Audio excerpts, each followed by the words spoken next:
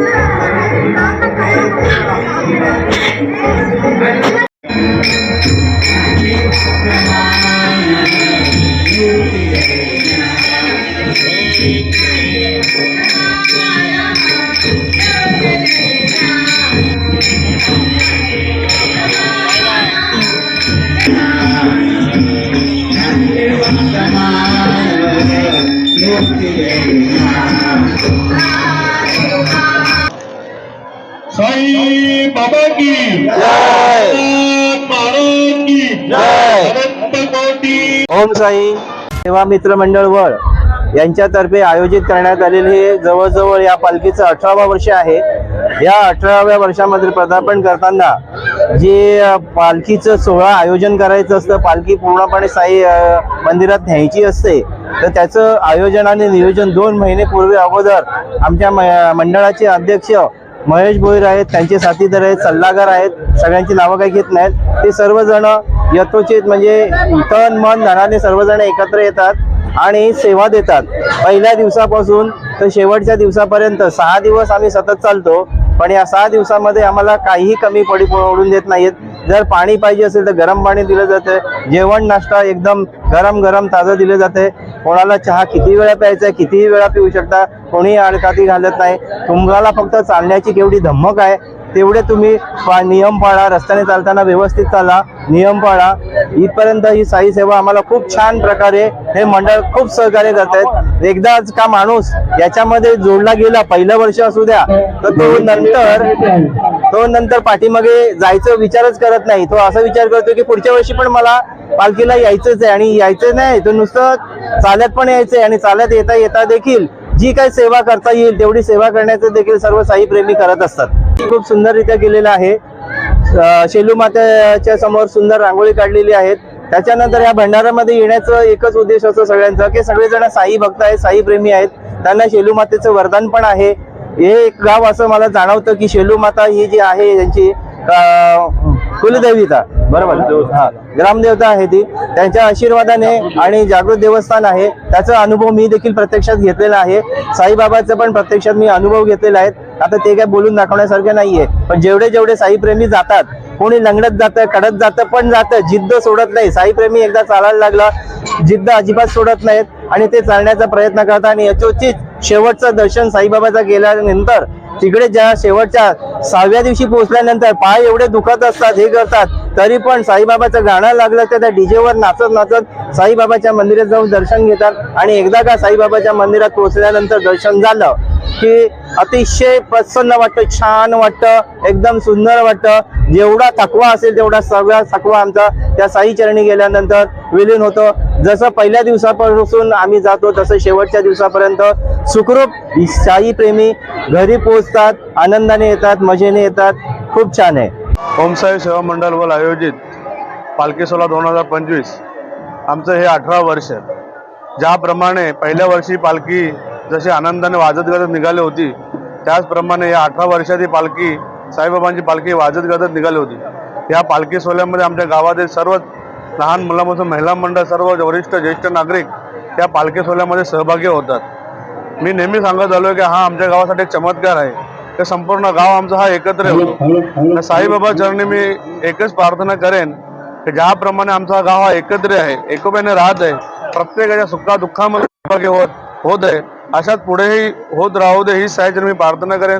तसेच या पालखी सोहळ्यामध्ये ज्या ज्या साई भक्तांनी, ज्या ज्या साई सेवकांनी, ज्या ज्या साई पदयात्रेंनी सहभाग घेतला त्या सर्वांच्या आयुष्यात जीवनात सुख समृद्धीचे दिवस येऊ दे, त्यांच्या व्यवहारात, त्यांच्या कामधंद्यामध्ये चांगली प्रगती होऊ दे ही साईचरणी मी प्रार्थना करेन। तसेच आम्हाला या पालखी सोहळ्यानिमित्ताने ज्याने ज्याने अन्नदान केलं, वस्तुरूपी दान केलं, त्या सर्वांच्या जीवनात, त्यांच्या आयुष्यात, त्यांच्या व्यवहारात चांगली त्यांची प्रगती होऊ दे, त्यांना उदंड आयुष्य लाभू दे हीच मी आई शेलूमाते चरणी आणि साईबाबा चरणी प्रार्थना करतो।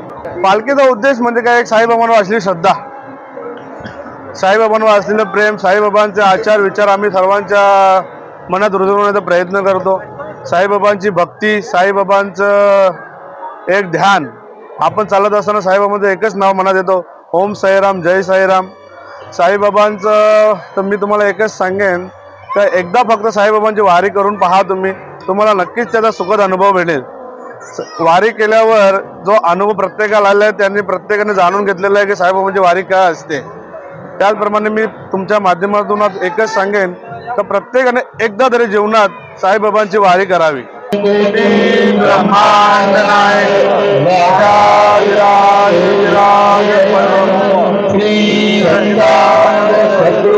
साईनाथ महाराज की जय, साई बाबा की जय।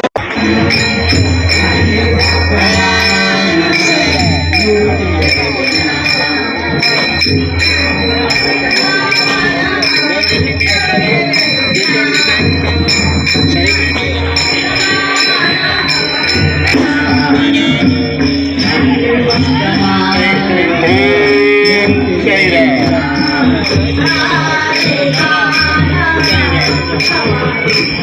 you.